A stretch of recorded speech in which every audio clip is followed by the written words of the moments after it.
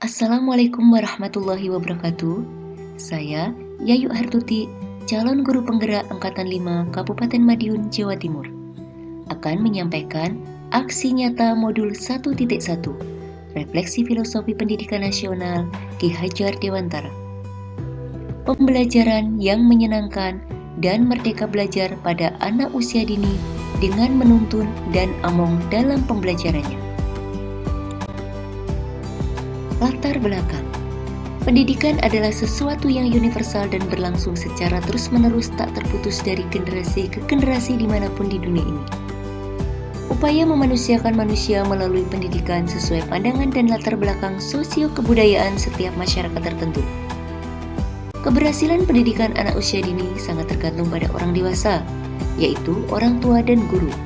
Ki Hajar Dewantara menyatakan bahwa pendidikan anak usia dini merupakan masa peka atau masa penting bagi kehidupan anak di masa mendatang, di mana pada masa tersebut terbukanya jiwa anak sehingga segala pengalamannya diterima anak pada usia dini atau usia di bawah 7 tahun akan menjadi dasar jiwa yang menetap.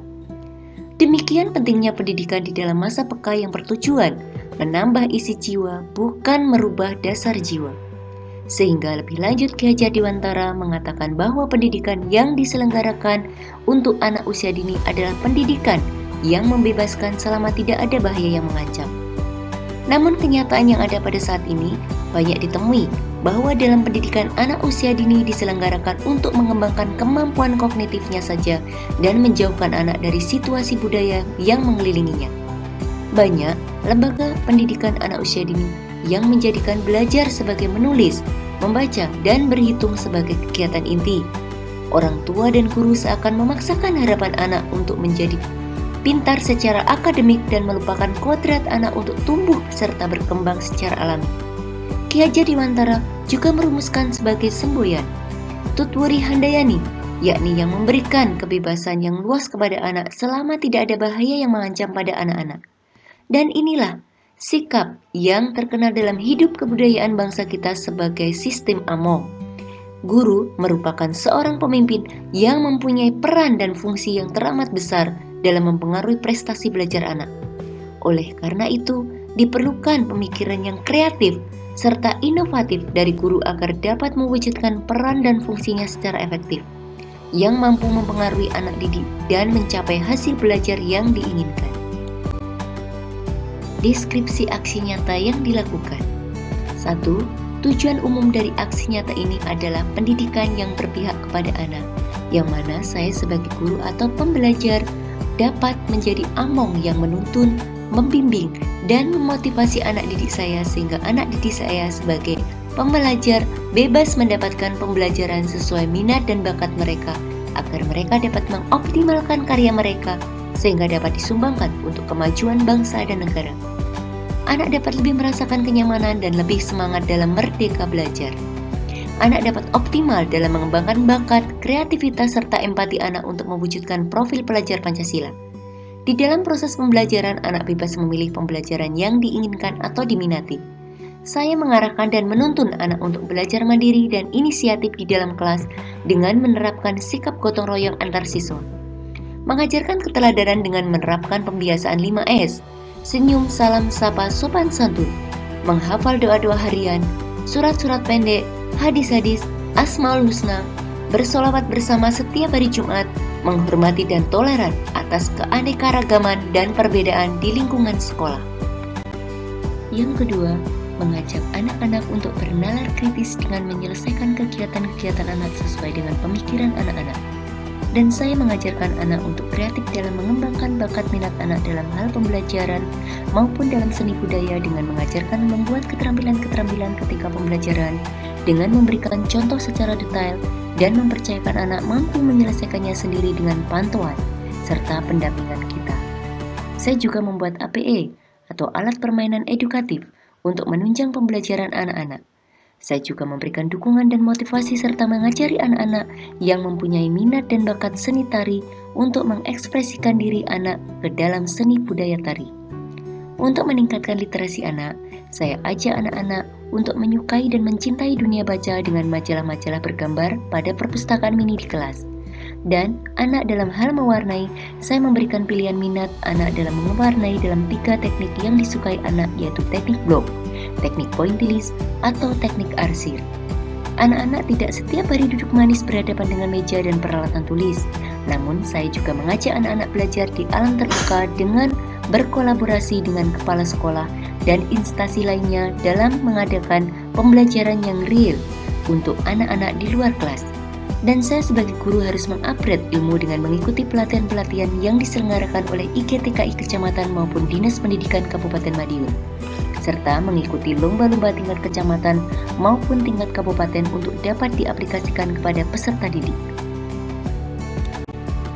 Hasil dari aksi nyata yang dilakukan. 1. Pembelajaran lebih membuat anak bahagia, terlihat dari keceriaan anak yang merasa tidak dituntut dengan materi yang membosankan. 2. Pembelajaran menjadi mengasihkan. 3.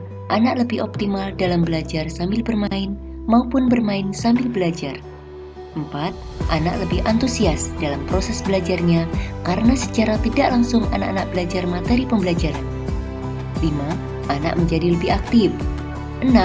Dalam bersosialisasi, anak tidak ada yang merasa bermain sendiri, tidak merasa berbeda dengan yang lainnya, karena anak-anak tumbuh rasa empati, kebersamaan, dan saling menghargai perbedaan. 7. Anak-anak juga dapat menyelesaikan tugasnya sendiri dengan rasa percaya diri karena adanya sistem among dan gotong royong. 8. Menjadikan kelas lebih menyenangkan.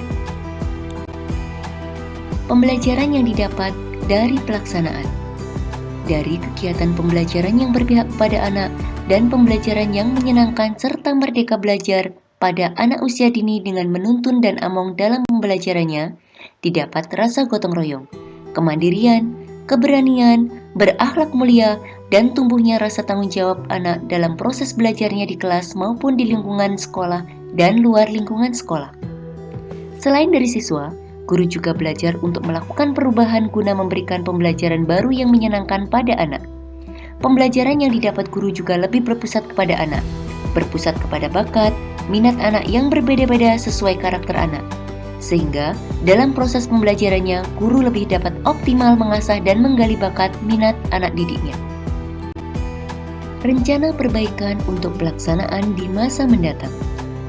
Berdasarkan kegiatan dan penerapan pembelajaran yang berpusat kepada anak dan pembelajaran yang menyenangkan, merdeka belajar pada anak usia dini dengan menuntun dan among dalam pembelajarannya, penulis melakukan refleksi dan evaluasi.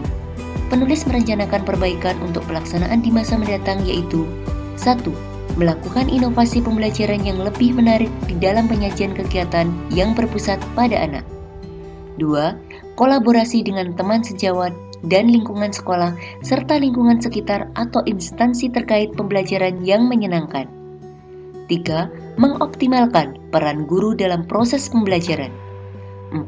Berbagi atau saling bertukar ide dengan teman sejawat pada persiapan proses pembelajaran yang menyenangkan dengan teman sejawat atau rekan sesama guru lainnya. Dokumentasi.